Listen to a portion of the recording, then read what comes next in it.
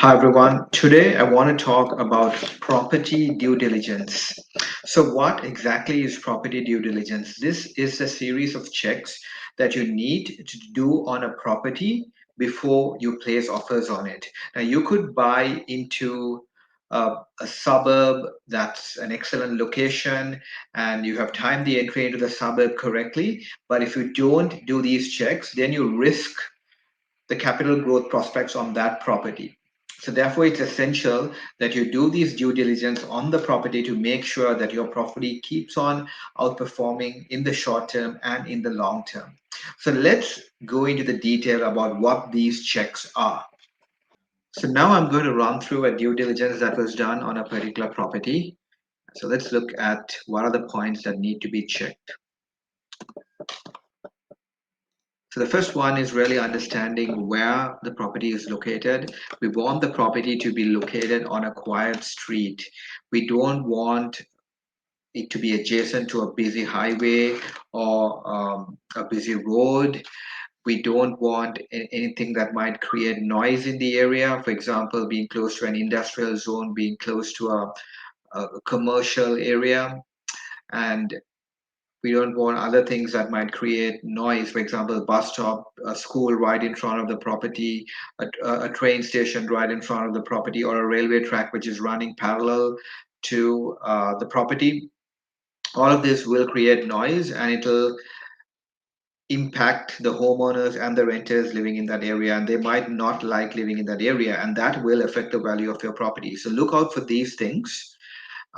If you can't visit the property yourself, ask somebody to go and check out the area on your behalf and just feel how that area feels during the daytime, during in the night. Is there a lot of noise or is it a quiet peaceful area? Because homeowners and renters would ideally prefer quiet peaceful areas.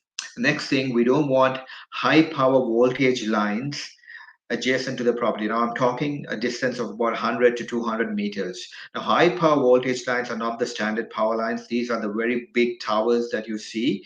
So we don't want that to be near our property because that will reduce bank valuations, and people don't want to be living near these things. So that's very important. Make sure that there are no high power voltage lines nearby. Okay, and then also check out the shape of your property. Like, is it rectangular? Is it an odd shaped block? Because if you want to do development down the line, you want to put a granny flat, or you want to do any subdivisions, then you will need to take all of that into consideration. Now, also, you need to understand the street outlook. Now, is it a quiet street or is it a very busy street? Are there a lot of cars coming in, or is it generally quiet and peaceful? And this one is a satellite view, just looking around the property to see if there's anything that shouldn't be there in that area. That's been spotted, but in this particular case, everything looks good. It's purely a residential area surrounding this property. There are only other homes, so that's quite good. Okay, now we're going to look into some basic information around this property. So 311, block size is 700 meters square, floor area is 147 meters squared. It was built in 1987. The build material is brick. The zoning is R15, R25, so this is applicable to Western Australia. Land control is flat. It doesn't have any slope on it.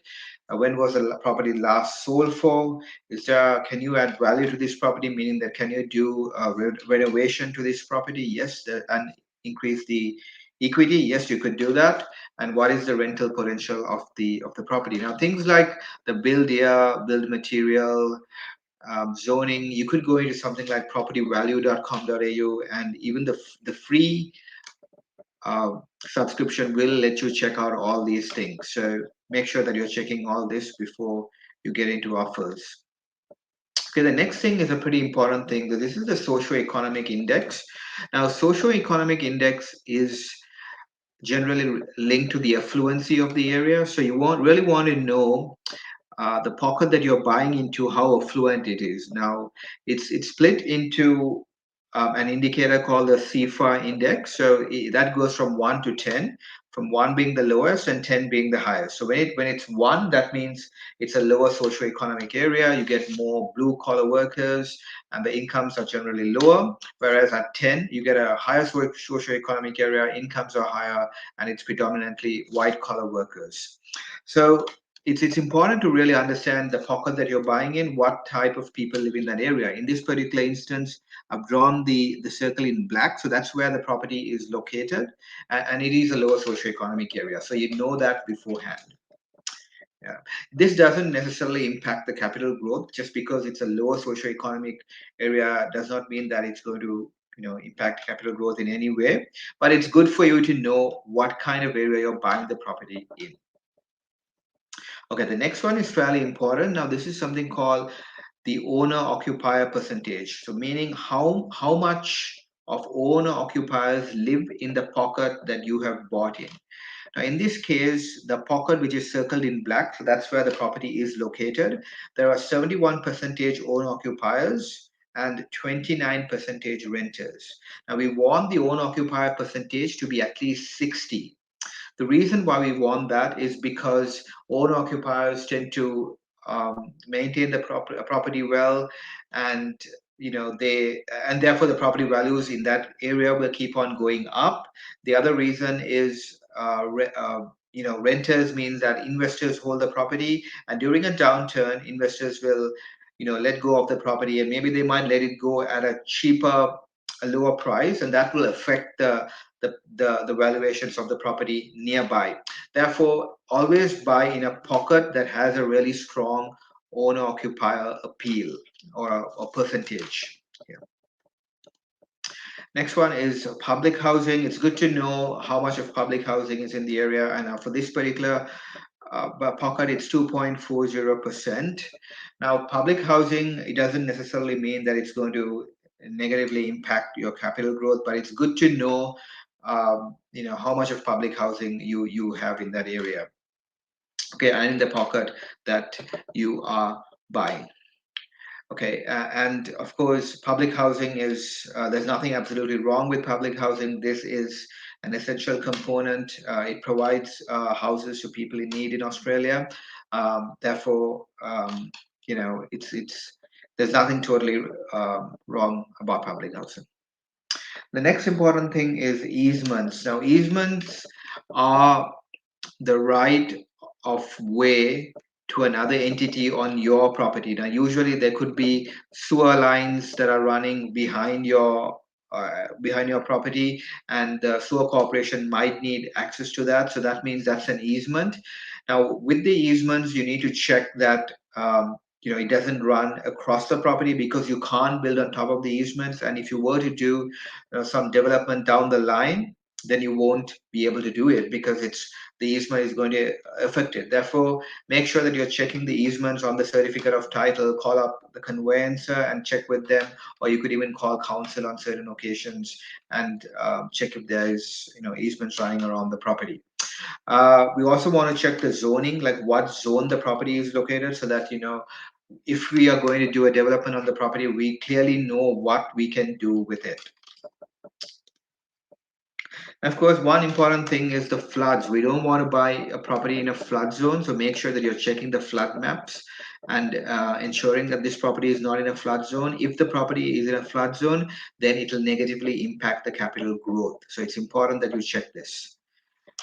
Okay, and finally, we have the bushfire zone. So bushfire zones, always avoid them, because the reasons why you don't want to buy in a bushfire zone is that let's say you want to knock down and rebuild that property, then because of the bushfire risk, then you would have to use certain materials because of that risk, there are certain materials only that you could use, and therefore those materials might be more expensive and your cost of construction will be more higher. So avoid buying properties in bushfire zones. And of course, always do the checks, like how close is the property to the train station, how close is it to the shopping center, how close is it to the nearest hospital, and how close is it to a tertiary education center like a TAFE or a university. So these are some of the basic checks that you would need to do on a property before you place an offer on it to make sure that you're not buying a lemon. So now that we have done the first round of checks on the property, it's time to go into the inspection. So there are two levels of inspections that we would do on a property. The first one is a maintenance inspection, and the second one is a building and pest inspection. So for a maintenance inspections, the first round of checks, when you go into the home, these are the things that you need to look out for.